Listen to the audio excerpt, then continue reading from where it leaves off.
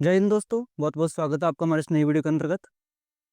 पिछले दिनों से स्कूल की व्यस्तताओं के कारण आपके बीच मुखातिब नहीं हो पा रहा हूँ, क्योंकि समय नहीं मिल पा रहा उतना। लेकिन कई साथियों के मैसेज आ रहे थे, कई शंकाएं थी, तो उनके लिए आज मैं आपके बीच उपस्थित हुआ हूँ। उम्मीद करता हूँ आपके लिए सेशन बहुत कारगर सिद्ध हो पहले की तरह। दोस्तों, आज हम बात करेंगे कि जो अभी जो वर्तमान 2026 में एग्जाम है रीट मेंस का, उसमें और जो 2023 में लास्ट एग्जाम हुआ था रीट मेंस का, उसमें क्या क्या बदलाव आपको देखने को मिलेंगे। हम उसका तुलनात्मक अध्ययन करेंगे, किस तरह हम उस तैयारी के अकॉर्डिंग अपनी तैयारी को बेहतर कर सकते हैं। आज हम देखेंगे दोस्तों एक तुलनात्मक अध्ययन 2023 के एक मेंस एग्जाम को लेकर और साथ ही 2026 के मेंस एग्जाम को लेकर क्या क्या परिवर्तन आपको देखने को मिलेंगे उनमें। दोस्तों, सबसे बड़ा परिवर्तन तो जो आपको देखने को मिलता है 2023 के एग्जाम से और 2026 के एग्जाम में, सबसे बड़ा परिवर्तन दोस्तों पदों को लेकर है। क्योंकि 2023 में दोस्तों काफी अच्छे पद आए थे, काफी अच्छे मात्रा में पद आए थे। 21,000 पद थे पहले, जो बढ़ करके बाद में 26,000 भी हो गए थे। तो उसकी तुलना में देखा जाए तो अभी मात्र 5,000 पद हैं लेवल फर्स्ट के लिए, जो यकीनन बहुत कम पद है दोस्तों।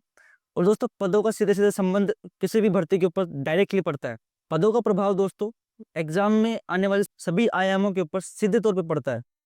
चाहे वो कट ऑफ हो, चाहे पेपर का स्तर हो, हर चीज पे दोस्तों पदों का फर्क सीधे सीधे पड़ता है।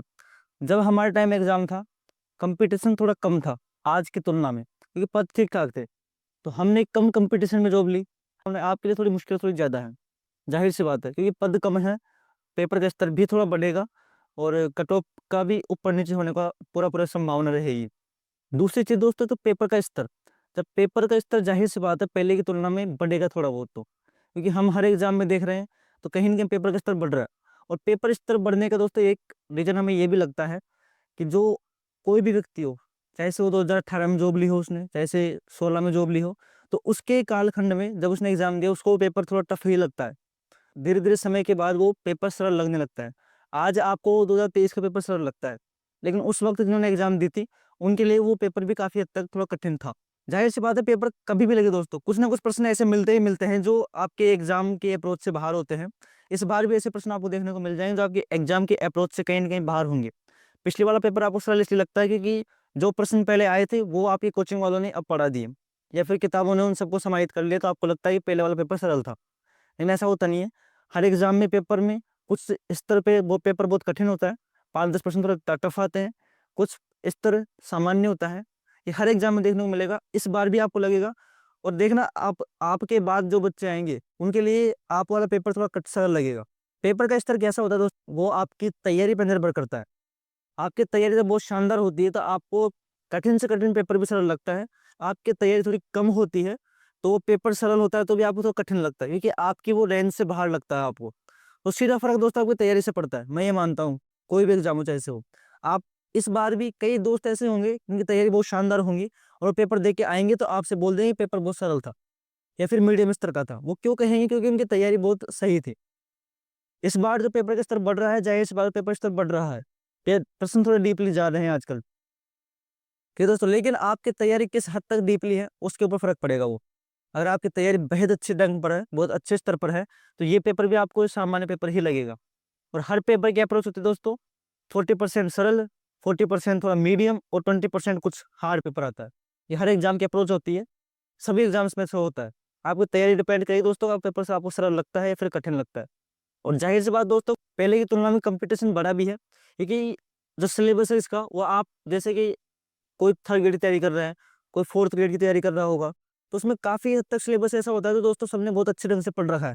जीके वगैरह आप देखोगे तो कंपटीशन जाहिर सी बात दोस्तों बड़ा ही है, गठा नहीं है कंपटीशन। और जब कंपटीशन बढ़ता है दोस्तों, तो आपको अपने तैयारी का स्तर भी बढ़ाना पड़ता है फिर आपको। दूसरी बात दोस्तों, शिक्षण सामग्रियों में काफी हद तक इजाफा हुआ है। हमारे टाइम पे उतने सोर्स उपलब्ध नहीं थे, उतने हद तक नहीं बढ़े थे। लेकिन साल 2 साल निकलने के बाद पेपर का स्तर उन्होंने देखा जब, तो उस आधार पे शिक्षण सामग्री का दोस्तों स्तर भी ठीक ठाक आपके बीच उपस्थित होने लगा है। हर कोचिंग अपने टेस्ट सीरीज भी निकाल रही है, हर पब्लिकेशन अपनी बुक अच्छे ढंग से निकाल पा रहा है, क्योंकि उन्होंने एनालिसिस कर लिया पेपर के अकॉर्डिंग। तो उस समय इतना नहीं था, अभी शिक्षण सामग्री का स्तर दोस्तों बढ़ा है, सबके पास पर्याप्त इनफ शिक्षण सामग्री है। आपको इस दरमियान ये चुनना है दोस्तों कि आपको किस शिक्षण सामग्री पे ऊपर भरोसा करना है। क्या हम मल्टीपल सोर्स तो फॉलो नहीं कर रहे, क्योंकि मल्टीपल सोर्स जब हम फॉलो करते हैं, यकीनन हमें कन्फ्यूजन क्रिएट होता है। और हम उसे रिवीजन भी नहीं कर पाते। आपके पास जब लिमिटेड सोर्स होता है दोस्तों, तो आप उसे बेहतर ढंग से रिवीजन कर पाते हैं, बहुत अच्छे से उसे पढ़ पाते हैं। मैं आपसे यही बोलूँगा कि शिक्षण सामग्री का स्तर दोस्तों बड़ा है, खूब शिक्षण सामग्री बाज़ार में भरी पड़ी है, कुछ तो फ्री में भी देंगे। लेकिन मैं आपसे यही कहता हूँ, जो बेस्ट हो आपके लिए और आपने अभी तक चुन भी लिया होगा, अब आपको चुनने का इतना टाइम बचा भी नहीं है, और जो अब चुनने बैठे हैं उनका सिलेक्शन होगा भी नहीं, मैं ऐसे बोल रहा हूँ। जो अभी-अभी सचेत हो रहे हैं उनके लिए बहुत कठिनाई है। वास्तविकता बात यही है दोस्तों, आपको और कॉन्फिडेंट नहीं होना, लेकिन वास्तविकता ये है कि जो अभी सचेत हो रहे हैं उनके लिए कंपटीशन बहुत हार्ड पड़ जाएगा। क्योंकि आपको उन लोगों से कम्पीट करना है जो पिछले साल भर से तैयारी कर रहे हैं, 6-8 महीने से तैयारी करते आ रहे हैं, 3-4 महीने से तैयारी करते आ रहे हैं। तो अभी तो मुझे लगता है कि आपका 1-2 बार सिलेबस हो भी गया और आप उसको रिवीजन कर रहे होंगे। इतना मैं आपके एक सजग विद्यार्थी होने का प्रमाण मानता हूँ, क्योंकि आपके पास अभी 4-5 महीने पूरे बचे हैं। जून गया है, सॉरी जुलाई गया अभी है, अगस्त, सितंबर, अक्टूबर, नवंबर, दिसंबर, कुछ 5 महीने आपके पास बचे हैं दोस्तों। तो इस दरमियान आपको अपनी तैयारी को बार-बार रिवीजन भी करना है उसे, पढ़ना भी उसे और टेस्ट सीरीज़ भी देना है और पीवाईक्यू सॉल्व करने हैं। तो ऐसा तो मैं मानता नहीं हूँ कि आप अभी शिक्षण सामग्री उठाने लगे होंगे, आप बाज़ार में अभी गए होंगे आप, ऐसा तो पॉसिबल मैं मानता नहीं हूँ। ताकि आप अभी उठ रहे हैं, तो आपके लिए थोड़ा चिंता का विषय था दोस्तों। आपको कॉम्पिटिशन बहुत हाई लेवल के लोगों से करना है यहाँ पर। इस समय लीड वो लेके जाएगा जिसकी साइकोलॉजी, टीचिंग मेथड, शैक्षिक परिदृश्य जिनके बहुत अच्छे हैं, वो यकीनन लीड लेके जाएँगे। क्योंकि इस वक़्त अधिकतर अभ्यर्थी दोस्तों 4th ग्रेड के ऊपर झुक गए हैं। तो उनका ज़ाहिर-सी बात है, उनका साइकोलॉजी, शिक्षण अभिरुचि और जो आपका शैक्षिक परिदृश्य है, वो कहीं न कहीं दोस्तों कम तो होगा ही। इन सब में जो लीड लेके जाएगा दोस्तों, वो यकीनन स्कोर अप लेके जाएगा, क्योंकि जीके सबके समान रहेगी। आप भी जीके पढ़ रहे हो, सब जीके पढ़ रहे हैं, जीके सब पढ़ रहे हैं, जीके नींव के समान दोस्तों, समान स्तर है जीके का तो। इसके ऊपर आप अपने विषयों को, साइकोलॉजी को, टीचिंग मेथड को कितना टाइम दे पा रहे हैं, वो निर्भर करेगा आपकी सफलता के लिए दोस्तों। वो आपको लीड देके जाएगा। दोस्तों इस पूरी बात में मेरा सार यही है, यकीनन पद कम है, तो कंपटीशन थोड़ा बढ़ेगा। पेपर का स्तर भी पहले की तुलना में थोड़ा तो बढ़ेगा ही दोस्तों। क्योंकि जब भीड़ को मेंटेन करना होता है, क्योंकि आजकल दोस्तों भर्ती नहीं होती, छँटनी होती है। तो छँटनी करनी है अगर उन्हें, उन्हें पेपर का स्तर थोड़ा फ़िल्टर थोड़ा टाइट करना पड़ेगा, महीन फ़िल्टर करना पड़ता है दोस्तों। तो यकीन मानें, पेपर का स्तर थोड़ा तो बढ़ेगा। लेकिन दोस्तों पेपर का स्तर आपकी तैयारी पर निर्भर करेगा। अगर आपकी तैयारी बहुत अच्छे रंग पर है, तो वो पेपर भी आपको सहज लगेगा। अगर वो आपकी तैयारी बहुत कम है, अभी आप खुद से हार मान के बैठ गए, आप तैयारी ही नहीं कर रहे, तो यकीनन फिर तो आपके लिए टफ लगेगा ही लगेगा। फिर तो आपको किसी को दोष देने के आप हकदार भी नहीं है। लेकिन आपकी तैयारी ठीक है, तो वो पेपर आपको ठीक है टफ तो आएगा, लेकिन पूरा पेपर टफ आता है ऐसा नहीं होता। 10-15% पेपर हाई टफ लेवल पे आता है, 40% मीडियम आता है, 40% थोड़ा सरल आता है पेपर। ऐसा नहीं होता कि 100% पेपर ही टफ आता है, ऐसा कभी नहीं होता। पेपर की दोस्तों लेयर्स होती हैं, मीडियम, फिर हाई, फिर हाई। ऐसा नहीं कि पूरा पेपर एक समान रूप से हाई पेपर चलता है, ऐसा नहीं हुआ करता। तो आपकी तैयारी डिपेंड करेगी, आपकी तैयारी कितनी हद तक है, तो आपको पेपर आराम से सरल भी लगेगा। बहुत से लोग होंगे जो इतने कम पदों में सीट लेकर भी जाएँगे। बहुत से लोग ऐसे भी होंगे अभी, जो तैयारी नहीं भी कर रहे होंगे, या फिर नेगेटिव थिंकिंग के साथ तैयारी को छोड़ दिए होंगे, ऐसे भी होंगे। और कुछ ऐसे भी होंगे जो पॉजिटिवली तैयारी में डेडिकेटेडली घुसे हुए हैं।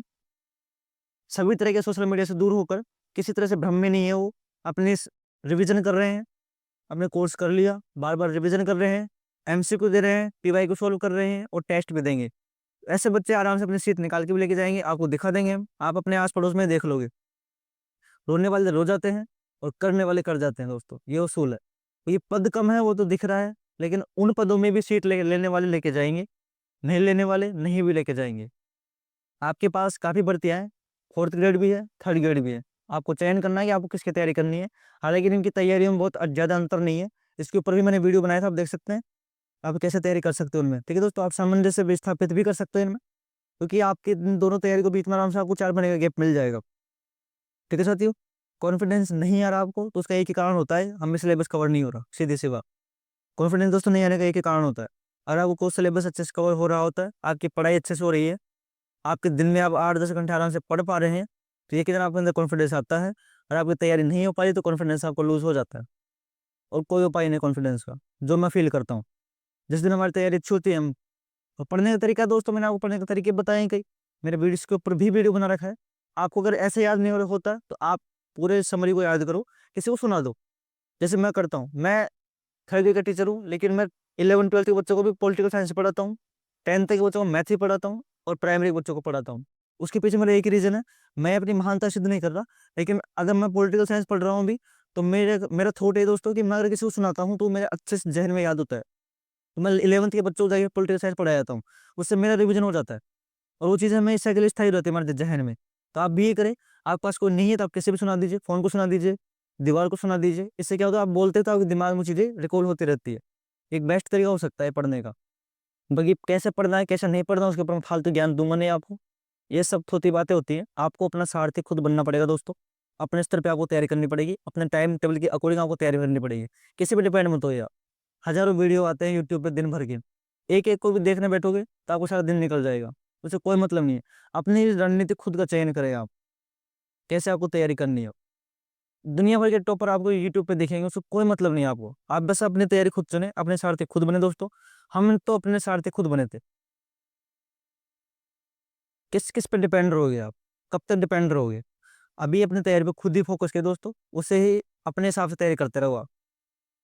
और आप कर लोगे, इतने नासमझ आप नहीं हो, बच्चे नहीं हो आप, काफ़ी उम्र हो गई, उम्र-दराज़ हो आप भी, बच्चे नहीं हो आप में से कोई भी। ठीक है दोस्तों, तो आप अच्छे से तैयारी कर सकते हो, विश्वास रखें अपने ऊपर और कॉन्फिडेंटली तैयारी करें आप।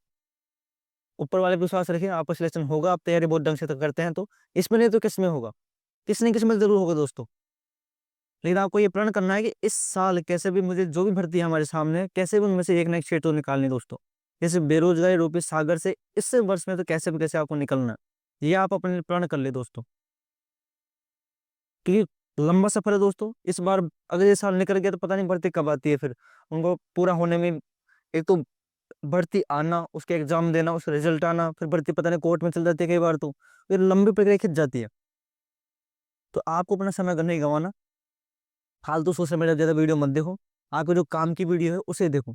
यूट्यूब भरा पड़ा है फालतू चीज़ों के लिए। सबको अपने व्यूज़ चाहिए, जैसे मैं हूँ चाहे कोई भी, सबको अपने व्यूज़ चाहिए। आपको अपना वक़्त ज़ाया करने की कोई ज़रूरत नहीं है। मेरे चैनल के ऊपर भी मैं तो खैर खुद ही कोशिश करता हूँ कि फालतू वीडियो ना डालूँ चैनल के ऊपर, क्योंकि आपका वक़्त ज़ाया होता है। बहुत टाइम बाद मैं आया हूँ, काफ़ी दिन हो गए मेरे को वीडियो बनाए और इसलिए आया हूँ कि आपके बीच थोड़ा मोटिवेट कर सकूँ आपको, कुछ हद तक आपके लिए कुछ हेल्प हो सके तो। ठीक है दोस्तों? ज़्यादा डिस्टर्ब आपको नहीं होना, तैयारी फ़ोकस करना है दोस्तों।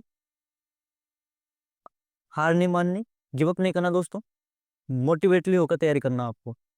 और मोटिवेशन कैसे आएगा? पढ़ने से आएगा, और किसी से नहीं आएगा। और बाहरी चीज़ें मैं आपको कुछ बोल दूँ तो आपको 2 मिनट के लिए, 3 मिनट के लिए, 2 दिन के लिए मोटिवेशन आ सकता है, फिर वही बात हो जाएगी। इसलिए अंदर से मोटिवेशन लाइए, अपने आप को एक दिनचर्या में ढालने का प्रयास कीजिए, एक टाइम शेड्यूल में ढालने का प्रयास कीजिए, जिससे कि ये मशीन अपने हिसाब से काम करती रहे दोस्तों। आप अस्त-व्यस्त होते हो तो इसको समझ नहीं आता कब क्या करना, कब क्या नहीं करना। लेकिन आप इसको एक टाइम टेबल देते हो तो इसके समझ में आता है कि हमें अब ये करना है, अब हमें ये करना है। ठीक है दोस्तों? अपने आप को टाइम टेबल में ढालिए, अपने सारथी खुद बनिए, अपना टाइम टेबल खुद बनाइए, अपने स्ट्रेटेजी पे तैयारी करें आप। किसी पे डिपेंड नहीं होना आप। ठीक है दोस्तों? ज़्यादा सेशन को लंबा नहीं खींचेंगे हम। इतने मैं आपकी बात खत्म करना चाहूँगा दोस्तों। जय हिंद, जय भारत।